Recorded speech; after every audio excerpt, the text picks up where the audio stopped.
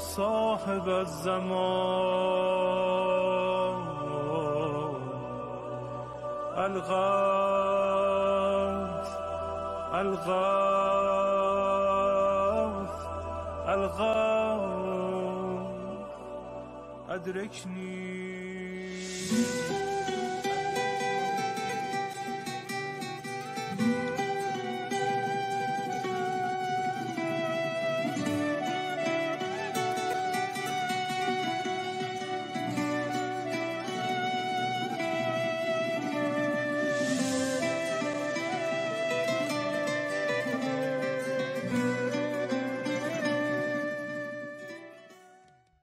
اعوذ باللہ من الشیطان اللعین الرجیم. بسم اللہ الرحمن الرحیم. وصلی اللہ علی محمد وآل بیتہ الطیبین الطاہرین المعصومین. بارگاہ ملکوتی امیر المومنین سرزمین نجف اشرف سے صحن حضرت فاطمۃ الزہراء سلام اللہ علیہا کی مقدس اور پاکیزہ فضاؤں سے تیسرے انٹرنیشنل المعارف العلویہ شارٹ کورس کو لے کے آپ کی خدمت میں حاضر ہوں. اس سلسلے کا آج 19واں درس مومنین کرام کی خدمت میں پیش کر رہا ہوں، اور یہ گزشتہ سے پیوستہ ایک انتہائی اہم ترین سلسلہ ہے جس میں ہم ان ذمہ داریوں کو بیان کر رہے ہیں کہ غیبت کبریٰ کے زمانے میں ایک انسان مومن کی گردن کے اوپر کون کون سی ذمہ داریاں عائد ہوتی ہیں، کن کن ذمہ داریوں کو ایک انسان مومن ادا کرے گا تو وہ منتظر حقیقی شمار ہوگا، وہ امام علیہ السلام کے اصحاب کی صفوں میں شامل ہو جائے گا. آج جس ذمہ داری کو ہم آپ کی خدمت میں بیان کریں گے وہ سچی توبہ ہے. غیبت کبریٰ میں اگر انسان کسی وقت میں گناہ کا ارتکاب کرتا رہا ہے تو وہ سچی توبہ کرے. غیبت کبریٰ دوسرے لفظوں میں انسان مومن کے لیے ایک فرصت ہے، ایک غنیمت ہے کہ وہ امام علیہ السلام کے ظہور سے پہلے سچی توبہ کر لے. ایک اللہ کی ذات نے ایک بہت بڑی فرصت، ایک بہت بڑا موقع انسان مومن کو عطا کیا کہ غیبت سے ظہور کے مرحلے کی طرف جانے سے پہلے اے بندہ مومن تجھے رب یہ توفیق دے رہا ہے، رب تجھے یہ موقع نصیب کر رہا ہے کہ تم توبہ کر لو، سچی توبہ کر لو. زبانی کلامی فقط اپنے رب کی توبہ نہ کرو، زبانی کلامی فقط اپنے رب سے توبہ نہ کرو، بلکہ سچی اور حقیقی توبہ اختیار کرو. اس مقام میں ایک انسان مومن کو سچی توبہ کرنے کے لیے کیا کیا کرنا چاہیے، اس کے لیے امیر المومنین کا وہ سنہری کلام آپ کی خدمت میں بیان کرنا ضروری سمجھتا ہوں، جس میں امام علیہ السلام نے فرمایا ان الاستغفار درجۃ العلیین، کہ استغفار جو ہے وہ علیین جن کا بلند و بالا مقام اور درجہ ہوگا، استغفار علیین کا درجہ ہے. وَهُوَ اسْمٌ وَاقِعٌ عَلَى 6 معان، استغفار 6 چیزوں کا نام ہے. جب کوئی بندہ توبہ کرتا ہے، اپنے رب سے طلب مغفرت کرتا ہے، تو اگر اس کی توبہ اور طلب مغفرت اور استغفار میں 6 چیزیں پائی جائیں تو وہ حقیقی توبہ کہلاتی ہے. اگر 6 میں سے کوئی ایک چیز بھی نہیں پائی جاتی ہے تو یہ زبانی جمع خرچ ہے، حقیقی توبہ نہیں ہے. آئیے ان 6 چیزوں کو سنیں، پڑھیں، سمجھیں اور حقیقی معنوں میں اپنی زندگیوں میں نافذ کر کے سچا تائب بننے کی کوشش کریں تاکہ امام زمان عجل اللہ فرجہ الشریف کے سپاہیوں میں ہمارا اور آپ کا شمار ہو. امام علیہ السلام فرماتے ہیں سب سے پہلا کام جو ان 6 کاموں میں سے کرنا ضروری ہے، الندم علی ما مضی، کہ جو گزشتہ گناہ کیے ہیں ان کے اوپر پشیمانی ہو، ندامت ہو. کفا بالندم توبتاً مولا فرماتے ہیں کہ توبہ کے لیے ندامت کافی ہے جب انسان اپنے کیے کے اوپر نادم ہو جاتا ہے۔ پالنے والے، میں نے جو کچھ بھی غلطی کی ہے میں اس پہ نادم ہوں، اب میں سب کچھ اپنے گناہ کا اعتراف کر کے تیری بارگاہ میں سر بسجود ہوں اور اپنے گناہوں کا اعتراف کرتا ہوں، اور تجھے میں دیے بر حق کا واسطہ دیتا ہوں کہ میں اپنے گزشتہ گناہوں کے اوپر ندامت اختیار کر چکا ہوں، میرے ان گناہوں کو معاف کر دیجئے تاکہ میں اپنی ایک نئی زندگی شروع کر کے امام علیہ السلام کے حقیقی منتظروں میں شمار ہو سکوں۔ لہذا توبہ کا پہلا مرحلہ، پہلی سیڑھی توبہ کی گزشتہ کاموں کے اوپر ندامت اختیار کرنا ہے۔ دوسری چیز یہ ہے کہ العزم علی ترک العود الیہ ابدا، انسان یہ عزم کرے کہ میں زندگی بھر جب تک سانسوں میں سانس ہے، جب تک میں زندہ ہوں، دوبارہ پلٹ کے پھر اس گناہ اور اس غلطی کا ارتکاب نہیں کروں گا۔ یہ عزم کرے، ندامت ہو پہلے، اور پھر یہ اللہ کے ساتھ پکا وعدہ کرے، عہد کرے، پختہ عزم اور ارادہ کرے کہ میں پلٹ کے پیچھے ان گناہوں کی طرف دوبارہ نہیں جاؤں گا، دوبارہ ان کا ارتکاب نہیں کروں گا۔ اس لیے کہ اگر ایک انسان فقط نادم ہے اپنے گناہ کے اوپر کہ میں نے جو کچھ کیا وہ غلط کیا، لیکن ہفتہ 10 دن، مہینے 2 مہینے گزر جانے کے بعد دوبارہ پھر اسی بری اور گندی عادت کو اختیار کر لیا اس نے، تو اس کا مطلب ہے کہ حقیقی معنوں میں وہ نادم ہی نہیں ہوا ہے۔ حقیقی معنوں میں نادم تب ہوگا کہ جب دوبارہ اس کے نہ کرنے کا عزم کرتا ہو، عزم رکھتا ہو، ارادہ رکھتا ہو کہ میں دوبارہ وہ کام نہیں کروں گا۔ یہ 2 باتیں۔ تیسری چیز یہ ہے کہ، اور یہ بڑی ٹف چیز ہے اور بہت سارے توبہ کرنے والے ان چیزوں کو اہمیت نہیں دیتے ہیں، کہ مخلوق کے جو حقوق اس کی گردن پہ ہیں ان کو ادا کرے، حتیٰ کہ وہ اپنے رب کے ساتھ جب ملاقات کرے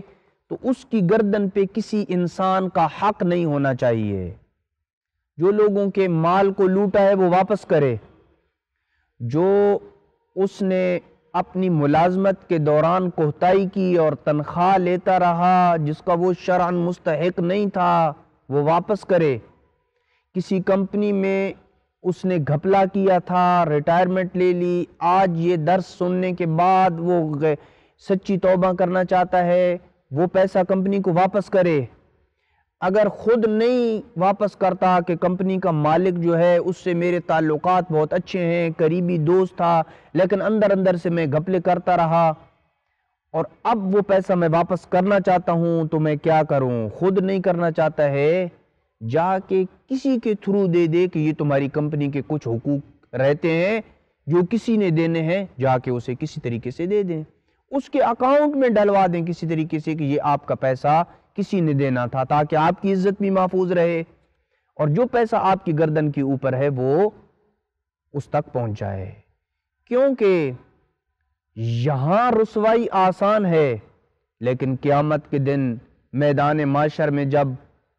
سب کے اعمال کا پول کھلے گا اور کمپنی کا مالک آپ سے کہے گا کہ تو نے میرے اتنے پیسے چرا لیے تھے، مجھے تو پتہ نہیں چلا، میں تو تمہارے اوپر بڑا ٹرسٹ کرتا تھا اور تم نے ہی مجھے دھوکہ دیا، اس وقت میں کیا کروں گا؟ میرے پاس اس وقت تو دینے کو کچھ نہیں ہوگا۔ پھر وہ مجھ سے میری نیکیوں کا مطالبہ کرے گا کہ آج تو تیرے پاس اموال نہیں ہے، جو تو نے نیکی کی ہے وہ نیکی مجھے دے دے، اور جب تک وہ راضی نہیں ہوگا وہ نیکیاں لیتا رہے گا۔ تم جو حج پہ گئے تھے اس حج کا ثواب مجھے دے دے، جو زیارت امام حسین علیہ السلام کے لیے گئے تھے 1 روپیہ جمع کر کے وہ زیارت کا ثواب مجھے دے دے، فلاں جو تو نے کتاب لکھی تھی دن رات محنت کر کے انتھک کوشش کے ساتھ، اس کتاب کا جو اجر اور ثواب ہے وہ مجھے دے دے، فلاں جو تم نے مدرسہ بنایا تھا، مسجد بنائی تھی، غریبوں کو سپورٹ کی تھی، وہ جو اجر تمہیں ملا ہے وہ مجھے دے دے۔ لہٰذا یہ بہت مشکل ہوگا اس وقت۔ اب وقت ہے، اب فرصت ہے کہ کسی کا حق اگر گردن پہ ہے تو اسے واپس کر دیں۔ اگر اتنا آپ کو یقین ہے کہ میں نے بتا دیا اور وہ نالا نہیں ہوگا اور رشتہ خراب نہیں ہوگا اور عزت باقی رہے گی تو بتا دیں جا کے، کوئی حرج نہیں ہے۔ لیکن اگر نہیں بتانا چاہتے، اپنی عزت محفوظ رکھنا چاہتے ہیں، کسی تیسرے چوتھے پانچویں بندے کے واسطے سے جا کے پیسہ پہنچا دیں کہ فلاں غیر معلوم بندے نے تمہارا یہ پیسہ دینا ہے، یہ پیسہ لے لو، اس سے کم از کم آپ کا یہ حق جو ہے وہ ادا ہو جائے گا۔ لہذا استغفار، ایک تو یہ کہ ندامت، پھر دوبارہ نہ کرنے کا عزم اور ارادہ، اور تیسرا یہ کہ بندوں کے جو حقوق گردن کے اوپر ہیں انہیں ادا کرے، اس حال میں اپنے رب سے ملے کہ کسی بندے کا حق اس کی گردن پہ نہ ہو۔ چوتھا یہ کہ جس بھی فریضہ الہی کو اس نے ضائع کیا ہے اس کا حق ادا کرے۔ مثلا نماز نہیں پڑھتا رہا تو یہ گناہ ہے، اب گناہ کی توبہ کر لیے، کیا اس کی پچھلی جو قضا نمازیں ہیں وہ خود بخود ادا ہو جائیں گی اس توبہ کرنے سے؟ نہیں، یہ جو گناہ کیا ہے نا یہ اللہ نے معاف کیا ہے، لیکن نمازیں تو گردن پہ کھڑی ہیں نا، ان کو قضا کرے گا۔ حج نہیں کیا، جان بوجھ کے حج نہیں کیا، مستطیع تھا، حج کرے جا کے، اب حج کرے۔ اسی طریقے سے جتنی بھی عبادتیں، خمس نہیں دیتا رہا ہے، گناہگار رہا ہے، اب تقریر سنی کسی عالم کی خمس کے موضوع کے اوپر اچھی، متاثر ہوا، ارادہ کیا کہ آپ خمس نکالنے کا ارادہ کرتا ہوں۔ ایک تو جو خمس نہیں نکالا اس کی اللہ سے معافی مانگے، توبہ کرے، اور کہ آئندہ ہمیشہ خمس دوں گا، اور خمس نہ دینے کا جو گناہ ہے وہ نہیں اس کا ارتکاب کروں گا۔ لہٰذا اس کے ساتھ ساتھ یہ ارادہ کرے کہ خمس بھی نکالے، فقط یہ عزم کر لینا کہ میں دوبارہ ترک خمس نہیں کروں گا یہ کافی نہیں ہے۔ لہٰذا جو نمازیں، جو روزے، حج، زکوٰۃ، عبادات، جو حقوق الہیہ اس کی گردن کے اوپر ہیں، ایک تو ان کے نہ ادا کرنے کا جو اس نے گناہ کیا ہے اس کے لیے توبہ مانگے، استغفار کرے، نادم ہو جائے، پشیمان ہو جائے، اور ساتھ ساتھ یہ کہ ان حقوق کو بجا بھی لائے، جتنی نمازیں نہیں پڑھی ان کو پڑھے، ان کی قضا کرے، جو روزے نہیں رکھے ان روزوں کی قضا کرے، اس طریقے سے تمام عبادات کو لے لیں کہ جو بھی اللہ کا حق ضائع کیا ہے اس ایک ایک حق کی ادائیگی کرے۔ پانچویں چیز، اگر وہ گناہ ایسا کرتا رہا کہ مثلاً وہ حرام کا ارتکاب کیا اور پھر اس سے اس کو پیسہ ملا اور اس سے اس کا گوشت اور پوست بننا شروع ہوا، کافی عرصے تک وہ کھاتا رہا۔ جیسے ایک مثال دوں، بہت سارے مومنین اس میں مبتلا ہیں، بینک کی ایسی نوکری کہ جو سود کے ساتھ ریلیٹڈ ہے کسی بھی حوالے سے، اب یہ پیسے کا وہ مستحق نہیں ہے، بینک کی نوکری کرنا بھی جائز نہیں ہے کہ بینک کے ایسے شعبے میں نوکری کرنا کہ جو سود کے ساتھ کسی بھی حوالے سے ریلیٹڈ ہے، چاہے وہ سود لیتا ہے، سود لکھتا ہے، سود دیتا ہے، سودی معاملات کو میں وہ انچارج ہے، کسی بھی حوالے سے دور سے نزدیک سے وہ سودی معاملے کے ساتھ اس کی جاب ریلیٹڈ ہے، یہ جاب کرنا جائز نہیں ہے اور اس پیسے کا وہ مستحق نہیں ہے۔ 20-25 سال تک وہ یہ تنخواہ لیتا رہا، اسی سے خود بھی کھاتا رہا، بچوں کو بھی کھلاتا رہا، اس کا گوشت پوست اسی سے بڑا اور پیدا ہوا۔ اب کیا کرے؟ اب سچی توبہ کر لی ہے اور چھوڑ دیا، بینک کی نوکری چھوڑ دی یا ریٹائرمنٹ کر لے لی پہلے سے، اور پھر درس سنا کہ بینک کی نوکری تو جائز نہیں، اتنے 20-25 سال سے میں کھاتا پیتا رہا ہوں، حرام کھاتا رہا ہوں، اپنے بچوں کو بھی حرام کھلاتا رہا ہوں۔ اب کیا کرے؟ امیر المومنین فرماتے ہیں کہ اتنا اپنے رب کی عبادت کرے، کریا کرے، روئے، سجدے کرے کہ اس کا وہ گوشت ختم ہو جائے اور نیا گوشت پیدا ہو۔ بہت مشکل کام ہے، آسان نہیں ہے کہ ایک آسائش میں پلا بڑا انسان جو بینک سے لاکھوں روپے تنخواہ لیتا تھا، اسی سے اس کی جو باڈی ہے وہ اس کی نشو و نما ہوئی، گوشت پوست، اس ایک ہٹا کٹا انسان بن گیا، اور اب وہ اپنے رب کی اتنی عبادت کرے کہ یہ اس کا گوشت پوست ختم ہو جائے اور نئے سرے سے بن جائے، یہ بہت مشکل کام ہے، لیکن ناممکن نہیں ہے۔ کئی لوگوں نے ایسا کیا ہے کیونکہ یہاں مشکل برداشت کرنا یہ آسان ہے، اور اپنے رب کے سامنے وہ جو قیامت کے دن کا عذاب ہے جو مشکل ہے وہ بہت زیادہ مشکل ہے۔ پانچواں امر یہ ہے۔ چھٹا امر یہ ہے کہ جس طرح گناہ کے ارتکاب سے اس نے اپنے جسم کو وقتی لذت دی تھی، اب اطاعت کر کے اپنے جسم کو تکلیف پہنچا کے اپنے رب کے سامنے سرخرو ہو، جیسے کہ دیر تک جو ہے وہ عبادت کرے، کھڑا رہے دو پاؤں کے اوپر، رات گزارے، یہ اس سے جسم کو تکلیف ہوگی۔ زیادہ روزے رکھے، بھوک برداشت کرے گا روزے کے عالم میں، پیاس برداشت کرے گا روزے کے عالم میں، جسم کو تکلیف ہوگی۔ لہذا ایسی عبادتیں کریں کہ جس سے اطاعت کے ذریعے اس کے جسم کو درد، تکلیف اور اذیت محسوس ہو، تاکہ وہ جو گناہ کے نتیجے میں لذت اسے حاصل ہوئی تھی اور مٹھاس اسے چند لمحوں کی ملی تھی، اس مٹھاس، لذت اور حلاوت کا ازالہ کیسے کر سکتا ہے؟ اطاعت خداوندی کے ذریعے اپنے جسم کو اذیت پہنچائے، اور بہت زیادہ روزے رکھے، کثرت کے ساتھ عبادت کرے، لمبے لمبے گھنٹوں سجدے کرے، کیونکہ انسان جب سجدے میں ہوتا ہے تو اپنے رب کے زیادہ بہت قریب ہوتا ہے، اور بہت لمبے لمبے سجدے کرنا یہ مشکل کام ہے، آسان کام نہیں ہے۔ لہذا جسم سے اس کو اذیت ہوتی ہے، تکلیف ہوتی ہے، زیادہ سے زیادہ نمازیں پڑھے، جسم کو تکلیف ہوگی، اذیت ہوگی۔ لہذا حج پہ جاتا ہے، زیادہ سے زیادہ طواف کرے، طواف کرنا مشکل ہوتا ہے، لہذا ایسے کام کرے کہ جس سے اس اطاعت والا کام ہو، اور اس اطاعت کے کام کے ذریعے جسم کو اذیت پہنچے، تاکہ اس معصیت خدا کے نتیجے میں جو اس نے لذت چند منٹ کی لی تھی، حرام کھانے کے نتیجے میں، زنا کرنے کے نتیجے میں، مشت زنی کے نتیجے میں جو چند منٹ کی اس کو لذت ملی تھی، یہ لذت جو ہے وہ اس کا ازالہ کر سکے۔ فرمایا یہ 6 وہ کام ہیں کہ جب انسان انجام دے لیتا ہے تو پھر اس کی توبہ حقیقی ہو جاتی ہے۔ جو بندہ اس انداز میں سچی توبہ کرتا ہے وہ امام زمان عجل اللہ فرجہ الشریف کا حقیقی منتظر کہلاتا ہے۔ لہذا